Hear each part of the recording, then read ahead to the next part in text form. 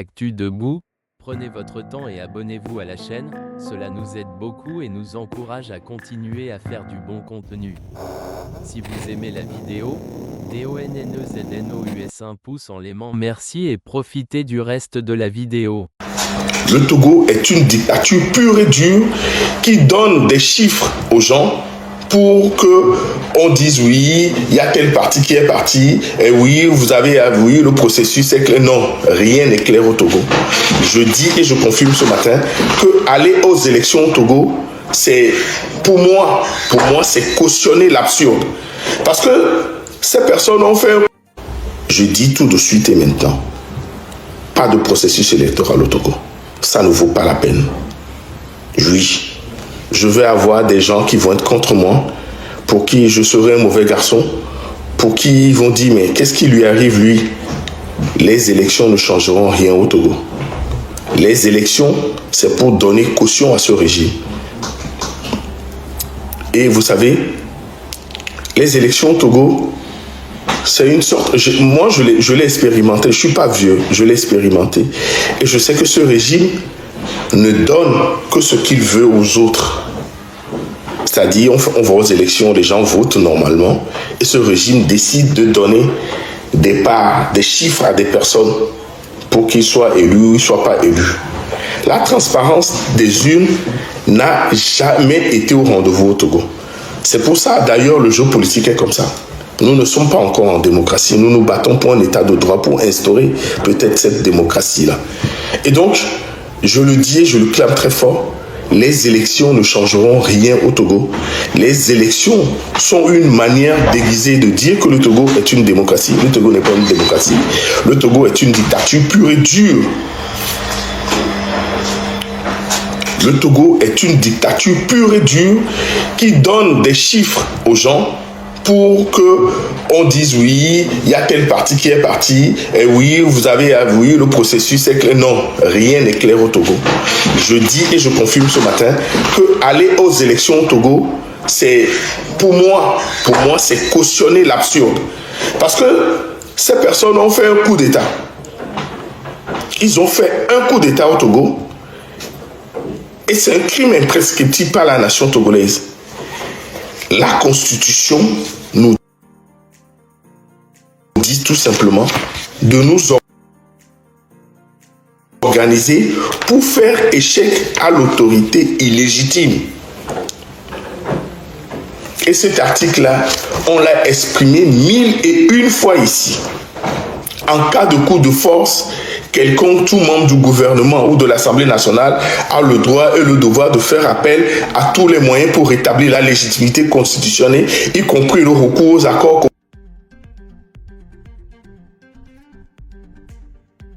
coopératifs de défense militaire.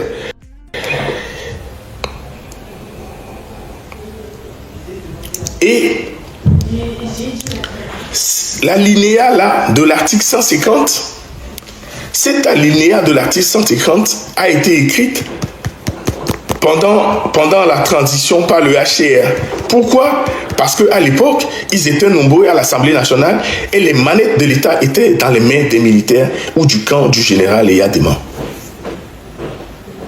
Et donc, ils l'ont écrit pensant que quand il y aura un d'entre eux qui pourra prendre la peau des scampettes et aller à l'extérieur, peut faire appel aux accords pour pouvoir défendre la nation. Mais l'alinéa 2, il dit ceci.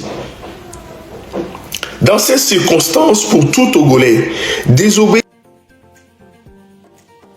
dire que nous devons nous organiser pour faire échec à l'autorité illégitime qui a fait ce coup d'État. Mais cet article ne dit pas par quel moyen. Il nous dit simplement, dans ces circonstances, désobéir et s'organiser pour faire échec à l'autorité. Nous devons nous organiser pour faire échec à l'autorité. Ça veut dire quoi? Ça veut dire que nous devons faire en sorte pour que cette 5e République ne puisse pas s'établir.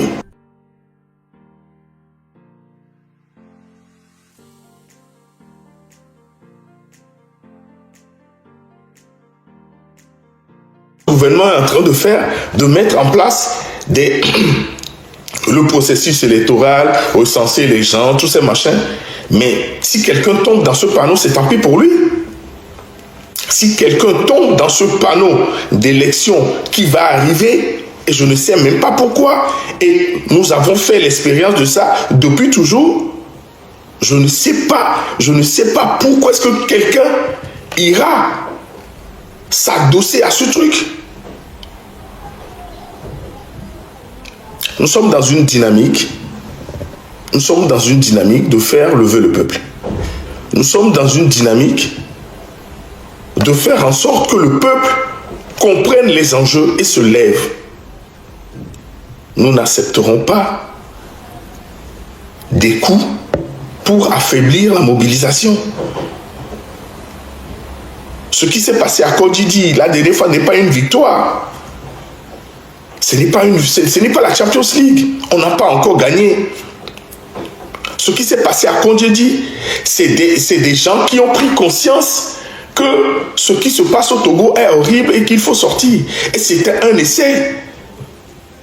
Il faut le dupliquer, faire en sorte que ça s'agrandisse et pour qu'on ait un nombre conséquent pour faire basculer ce régime.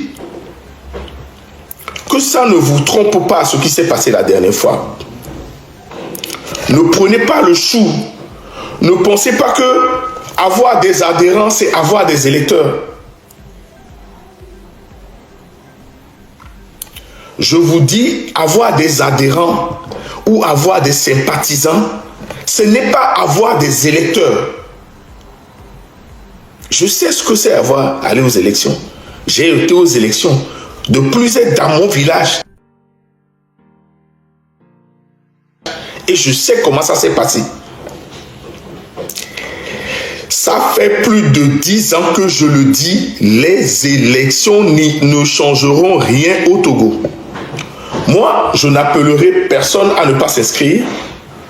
Je dirais même, j'appellerai les gens à faire en sorte que ce truc-là ne se passe pas. Moi, Kodjo, j'appellerai des gens à ce que ça ne se fasse pas, ces élections.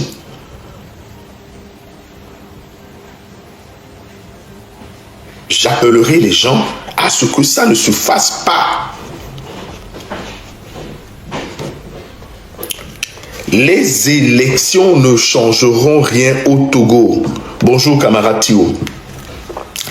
Les élections ne changeront rien au Togo. Pourquoi? Parce que les élections n'ont jamais été transparentes au Togo. Le peuple n'a jamais voulu Gnassingbé au pouvoir. Le peuple n'a jamais voté pour unir au pouvoir. Et donc, les élections ne changeront rien au Togo. Il faut d'abord en prendre conscience et changer la manière de faire les choses. Je pense fondamentalement que nous devons nous organiser pour faire échec à l'autorité illégitime qui est au Togo. Par tous les moyens. Sensibiliser les nôtres. Faire en sorte que chacun prenne conscience de sa force et de ce qu'il représente. Pour qu'ensemble on puisse se lever un jour. Ce n'est pas pour rien que nous sommes partis. Je ne vais pas mélanger les choses. Je n'ai pas envie de mélanger les thématiques. Nous implorons les ancêtres. Nous invoquons les anciens. Nous allons là-bas faire les choses pour qu'ils nous encouragent, pour qu'ils soient devant nous, pour qu'on puisse se lever. Ce n'est pas pour aller aux élections. Non. Je comprends. Si je veux être logique, si je veux être logique, si je veux être dans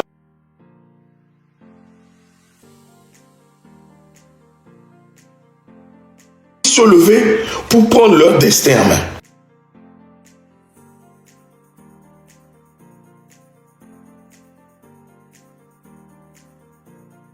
Municipale, ça n'aura pas d'impact. On gagnera combien de mairies? On gagnera combien de mairies? Et donc, ce que ce régime est en train de faire, c'est de nous pousser encore pour qu'on puisse oublier notre objectif principal. Notre objectif principal, c'est le départ de force du pouvoir.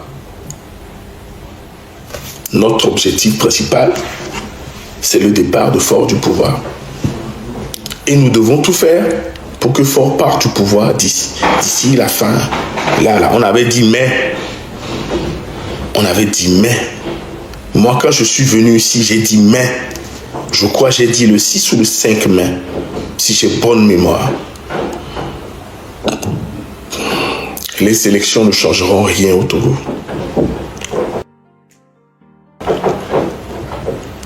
Nous devons nous lever.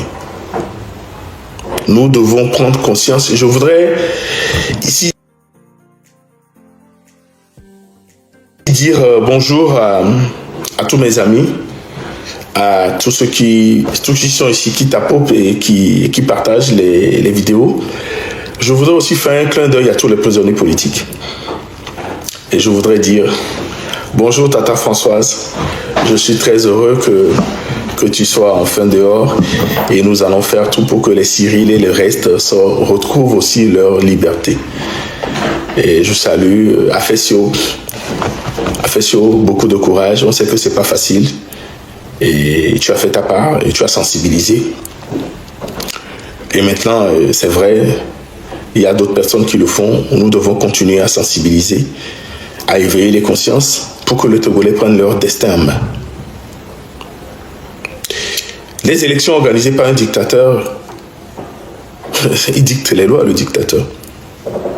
Et donc, ce qu'ils sont en train de faire là, ça fait partie de leur déroulé. Convoquer le corps électoral, réviser les listes électorales, les listes de trucs, les gens vont s'enrôler, après ça va être les candidats, après ça va être la campagne, après ça va être... Et puis ça va donner quoi? Ça va donner quoi? Je sais qu'un parti politique normalement constitué est fait pour prendre le pouvoir par des élections. Mais c'est dans un état de droit. Mais c'est en démocratie. Et moi, je pense que les élections ne changeront rien au Togo. Je le dis depuis un bon moment. Mais les élections peuvent permettre au peuple de se lever. C'est la majeure des élections qui permet généralement au peuple de se lever. Ça veut dire que c'est des élections présidentielles.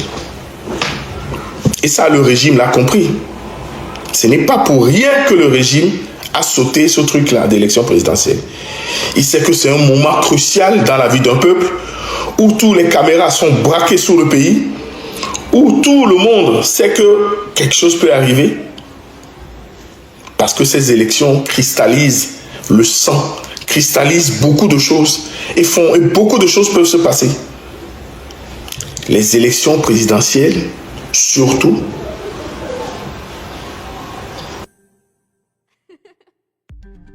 un peu législatives, peuvent faire soulever un peuple, peuvent faire en sorte que le peuple se mette debout et chasse le dictateur. D'autres me diront les locales aussi, mais moi j'y crois pas trop. On a une seule fois les locales chez nous, j'y ai participé, j'ai vu ce que ça a donné. Nous devons nous lever pour faire échec à l'autorité illégitime qui gouverne le Togo. Nous devons nous lever. Nous devons conscientiser. Et la conscientisation, ça continue. Si vous allez tout de suite chez Milaway, il est en train de le faire. Avec des chiffres et des trucs à l'appui. Vous connaissez nos conditions. Vous connaissez les conditions dans lesquelles nos parents accouchent à l'hôpital. Vous voulez qu'on revienne dessus? Vous voulez qu'on fasse un live et qu'on fasse monter des gens pour vous parler de leur misère, de leur colère, de leur pleurs, du sang, de comment ça se passe au CHU Tokon là-bas, au CHR de Kara, au CHR de Thiévier. Vous êtes au courant de tout. Vous savez comment ça se passe. Est-ce que nous devons laisser ces personnes nous gouverner et faire les choses de la sorte? Depuis le premier jour que moi j'ai allumé ma caméra, depuis ce premier jour que j'ai allumé ma caméra, c'est pour faire en sorte que vous vous réveillez de votre sommeil. Si c'est un sommeil, c'est pour que vous vous réveillez de votre sommeil et que vous fassiez en sorte que ce régime parte. Rien d'autre. Je suis venu par moi-même je suis venu pour moi-même. Et comme je l'ai dit, j'espérais retrouver des gens, des personnes qui ont les mêmes colères, les mêmes angoisses, les mêmes peurs que moi. Dieu a fait, j'en ai trouvé. Et ensemble, nous commençons à échanger. Certains sont dans la diaspora, d'autres sont au pays. Comment faire pour qu'on puisse se lever un jour?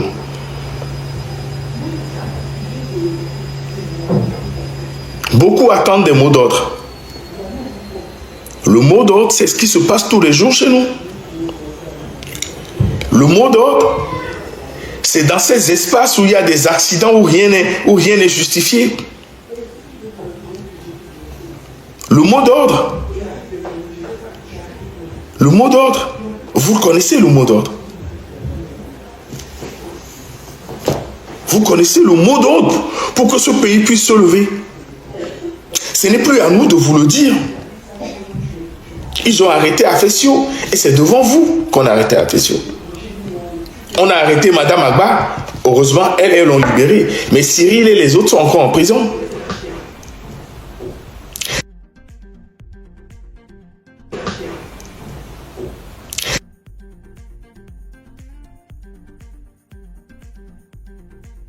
Et donc, je vous disais que ma première sortie sur TikTok ici, c'est personne.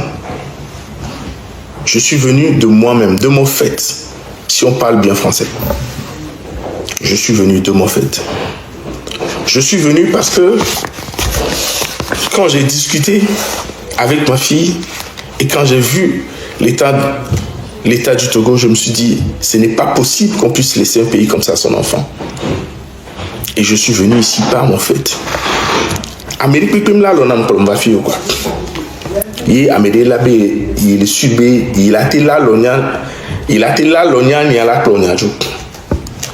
Amérique pipim matin nyam joli fille. Ne nyam joli fille, c'est que nous qui m'vambi ma ba kwa mpoe mjo. Allo m'estime be nous qui m'pas bi ma ba wa. Les qui m'penser bi ma wedwa. Les possibles allo et nous me c'est une touchon. Et moi je vois que là n'a ma jolie fille qui ont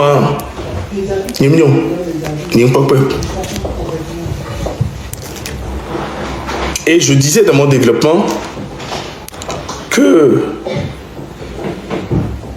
dans ces circonstances, pour tout Togolais, désobéir, s'organiser pour faire échec à l'autorité illégitime. Ça, je n'arrêterai de le dire. Bonjour, Akkad, bonjour, Leko Fondo. Master, Leko, vous êtes à camp pour jouer là? Bon match à vous. Et donc, depuis le tapoter, s'il vous plaît. Tapoter le lèvre encore signalé, s'il vous plaît. Pourtant, je n'utilise pas de gros mots, je ne suis pas grossier. Et donc, cette histoire d'élection que la CENI est en train de mettre en place, cette histoire d'élection que la CENI, oui, machin, tous ces processus électoraux, révision, tout ça là, j'espère que quelqu'un ne tombera pas dedans. J'espère que personne ne tombera dans ce trou-là. Parce que ce trou-là, ça va porter un gros...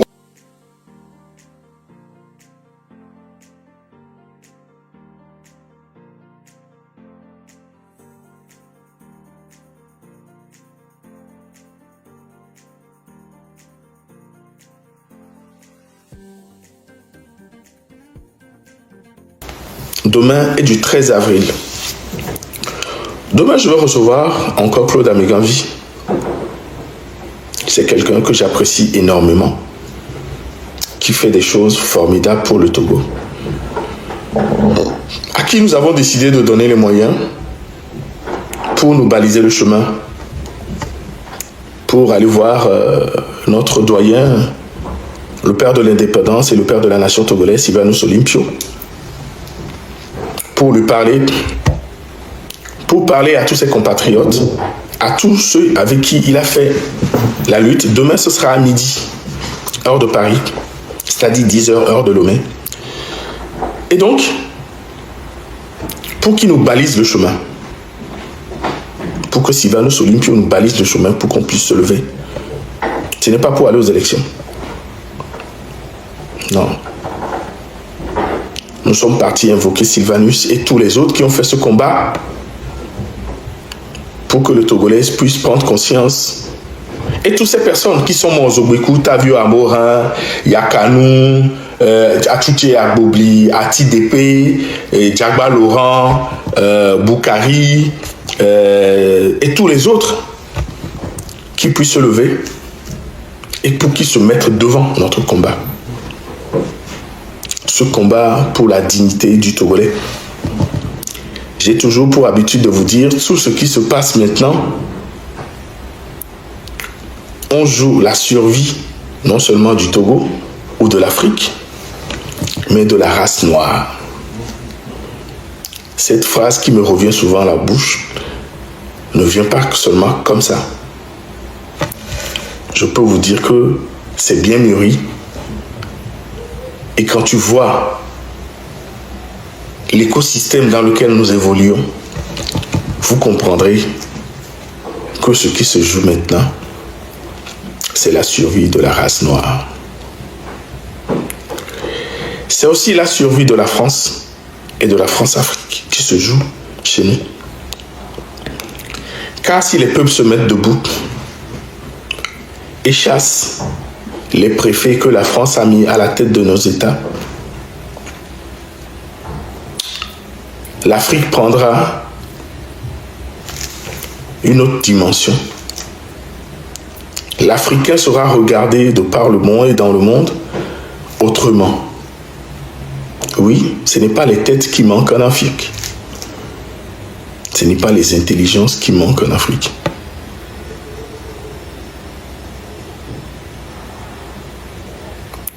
Et donc, voilà. Je suis sorti pour vous parler de demain, déjà. Demain, Claude Amégambi viendra ici pendant une heure, il vous exposera les choses. Il vous expliquera encore plus mieux les choses. Et donc, bientôt c'est le 27 avril. C'est un jour idéal pour le soulèvement. Avez-vous y pensé? Le 27 avril sera un jour pour un soulèvement. Vous voulez un mot d'ordre? Réfléchissez un peu. Le 27 avril, fête de l'indépendance. Et si l'on prenait d'assaut la place de l'indépendance? Et si l'on prenait d'assaut la place de l'indépendance? On fait un camp là-bas, on dit non, on ne bouge plus. Jusqu'à ce qu'on soit un peu nombreux, on se dit, bon, maintenant on va à la présidence. Fort doit partir. Vous ne pensez pas que c'est possible? Tout est possible. Il suffit juste de lui mettre de la bonne volonté. J'ai compris. J'adhère et je m'engage. Tout est possible.